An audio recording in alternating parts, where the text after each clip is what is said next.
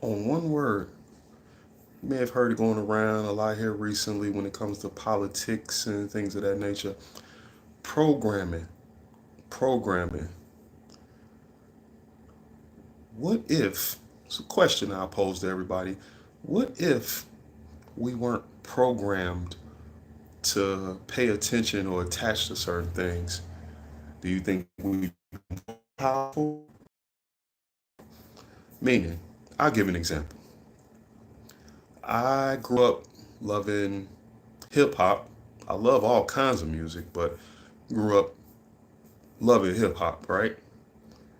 So in hip hop, it came about, which in '79, but in hip hop, MCing, which is rhyming, graffiti, which is the artwork, dance, which was breaking.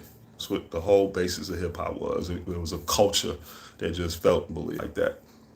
So when hip hop started to shift and become more of a market for finance, for money and capital, and people figured out it was a thriving thing, so they wanted to invest in it, the corruption tended to sneak in, and before you knew it, people were telling the you know bad things about life.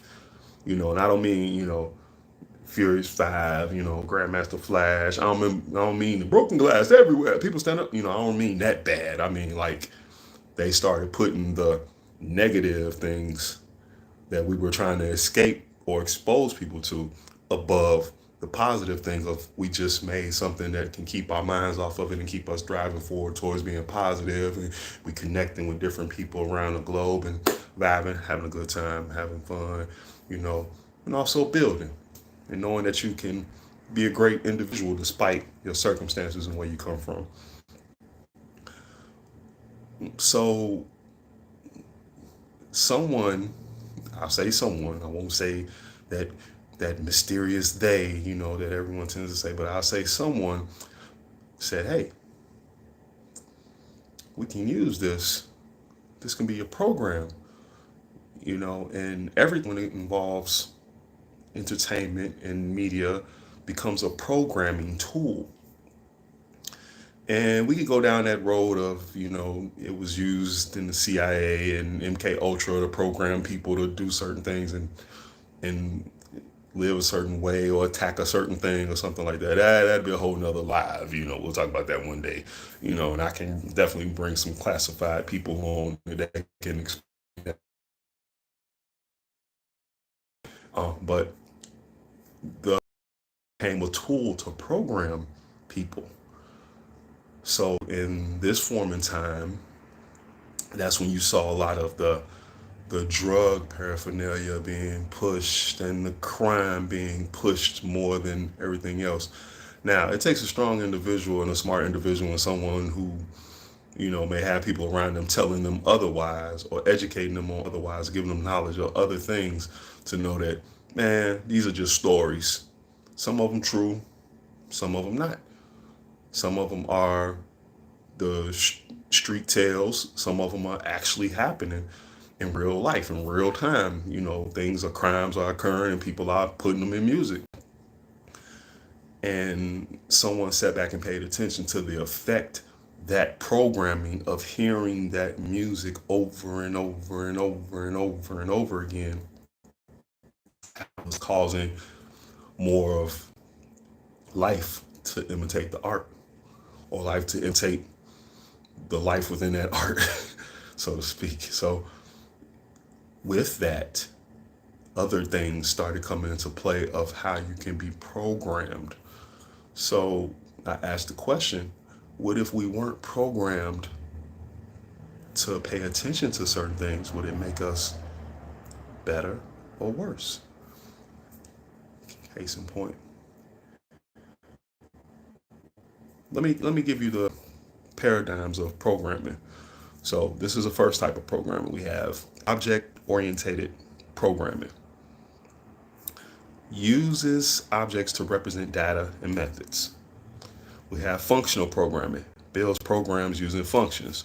We have procedural programming, builds based on procedure, calls, sequential steps. We have declarative programming, specifies the desired outcome, not steps.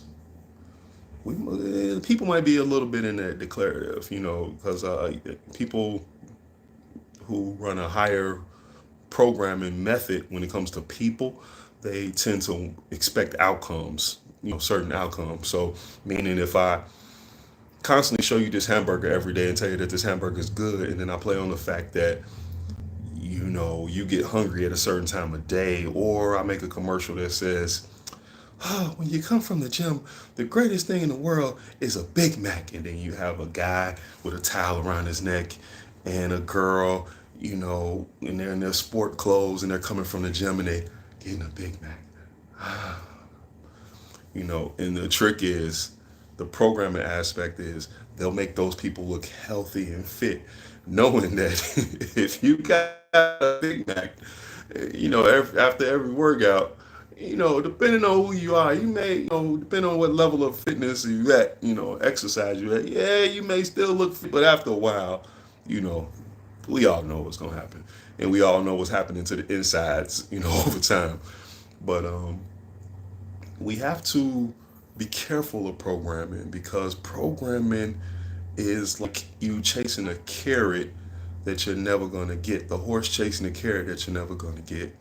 What if someone didn't program little girls to wear synthetic hair or fake hair or human hair? What if someone didn't program men to pay attention to women?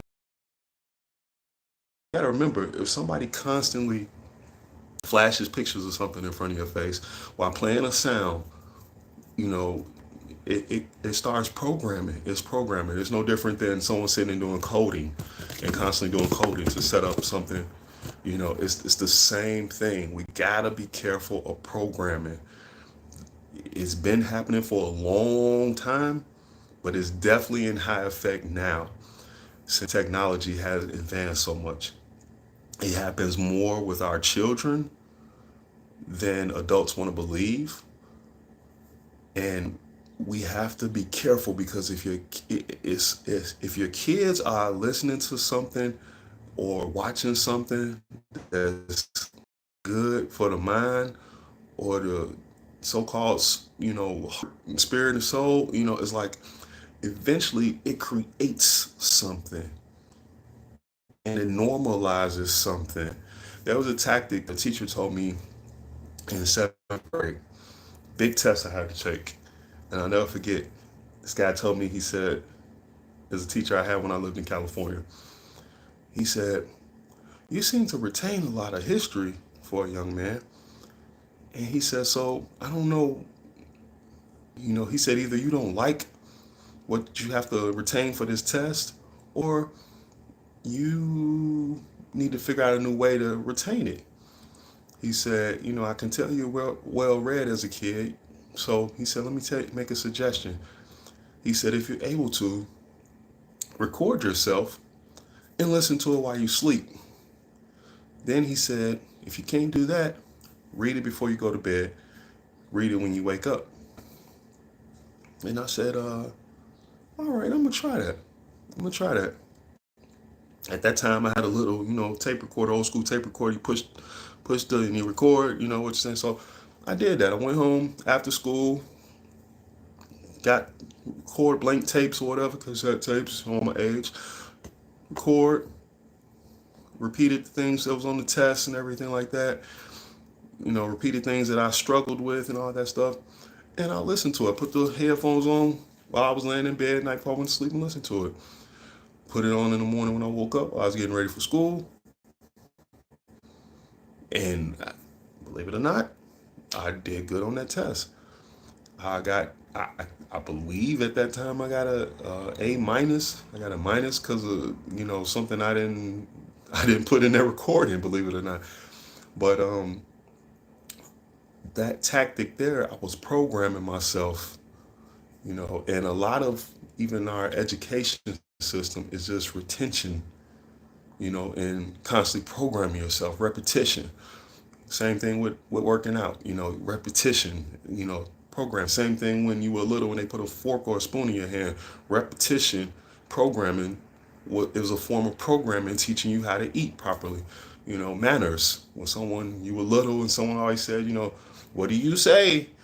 Thank you. What do you say? You're welcome. What do you say? Excuse me. What do you say? Please. What do you say? I'm sorry. Programming. Now, those are forms of good programming, but then you have bad programming. You have programs that want to manipulate things for their control. So the manners and all those things were programming to help you elevate as an individual, to help you be productive in societal circles. Manners get you in a lot of doors, in life, and give you a lot of respect with other people who have manners, which is a societal norm at one point in time. It was just about, you had to have manners. Even, the bad people, so to speak, in that time, you may have heard a lot of stories or seen movies where it was cowboys who would rob banks and, pardon me, you just put the money, they still had manners. It was always about manners. That was just a human element that helped us operate on a higher frequency. But then programming came. Good programming was help you be functional as an individual. Program control of someone or something. And when I say bad programming, negative things that can lead to negative roads and negative paths. So if you're reading, listening, or watching something that continuously shows negative things or bad things happening or ill things happening, it eventually becomes normalized in a person's brain to where you don't pay attention to it anymore. And I've watched this occur. When I was at school, we did studies on this, and it it is dangerous. It's very dangerous, and you can see the effects of it in the street a lot these days, where people have been like programmed. You may have been out and noticed that people don't say excuse me. You may have been out and noticed that kids curse in front of adults. You may have been out and noticed that, you know, people's first reaction first personal resolution and solving a problem or diffusing it. So that's our fight these days, is to fight programming. What if men wasn't programmed to pay attention to seduction? What if women weren't programmed to think that all they had was their body to offer in life?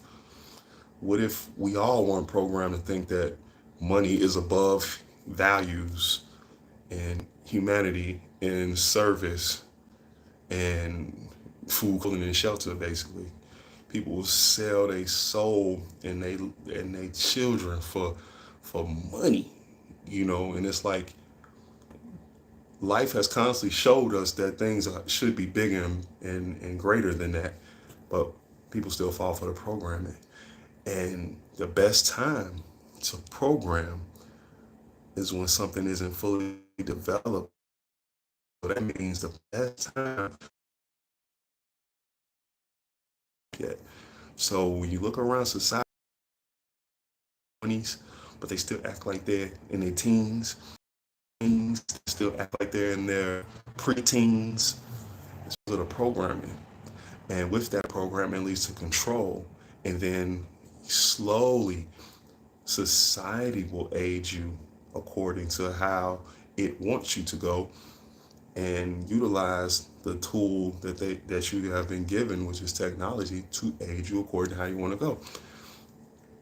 And if you want to take the time, if you not, of my age, or I would say 36 and up, and lived in a different time to where, certain things were the younger people being ahead instead of behind, then look it up. Look it up. At times that some of these kids are aging, it's like me personally, I get so tired of people making excuses. Well, it's just their time. It's just their, it's this, that. Let them figure it out. It's like, no, no, no, no, no. Because I don't, it's like that's not the structure to how it goes so they can grow. The plant don't start from the sky and then explode down into the earth and then, shrink back down into being a sprout. No, it starts from the seed planet and then it grows. That's nature. So to constantly say that it's nature that kids don't know as much or they behind in education or they don't, it's like that's ass backwards and lack of common sense. And anyone who older ever says that, it's like you haven't acquired a lot of wisdom while you've been on earth. That's just the dumbest thing you could say. Let them figure it out. No, no, because I can guarantee no matter how much you struggled, if you're older, somebody didn't lead you to help you figure it out. You may have had to figure out things on your own, but it was always some guy walking, along the street, some old man, somebody you met on a bus, somebody you met on a train, somebody you met on a flight, somebody you may have met in jail, somebody you may have met on the street, somebody, it's always something about projecting and putting into the future so the future can grow. So for now for people to sit back and let them like water themselves off of technology is ass backwards. It's ass backwards and it's ill programming. It's allowing it's allowing the subject to feed itself and that makes no sense. That makes no sense. And even in prior generations, people let the future generations fend for themselves only so much, but they still put in tutelage. What if Michael Jordan didn't have a mom and a dad to tell him or direct him which way to go? What if, just give you two sports people. What if Isaiah Thomas didn't have a mama to say, nah, you're not going to that school, you're going to this school? What if, what if great people didn't have teachers just to tell them, hey, no, think again. You got the answer wrong. Think again. What if we were in school and we did these massive projects where we put all this time and energy and effort into it when you was in college and you wrote these long 20-page, 30-page, 100-page papers and then somebody told you still it's wrong, gotta do it again. Oh my God. It's like, so expectations for the future will help benefit the future from being programmed. I look at it like times, prior where there were drugs. Yeah, there were times prior when there was violent. Yeah, there were times prior when there was crime at its highest. Yeah, there were times. It's always gonna be that because somebody has something in them that you may not know where that stemmed from to cause these things to happen. But there were people who said, no, we're not going to allow that. No, we don't want that programming for you. No, we don't want you to have to go through that. No, we need you to go this way. And if you step back and look at the programming that's happening for the future, it doesn't look like there's going to be a next that's going to build for the before. So my grandfather didn't go past third grade, but he went to the military and he started his own business and he worked in 2, 3 factories and on a dock and he taught himself how to read. My grandmother was an educator that dealt with racism and my grandmother is very fair skinned. She dealt with racism and things of that nature, teaching, being a teacher. My mom and my uncles and my aunt were afforded to go to college to become something and do something different that my grandfather couldn't do and my grandmother didn't do.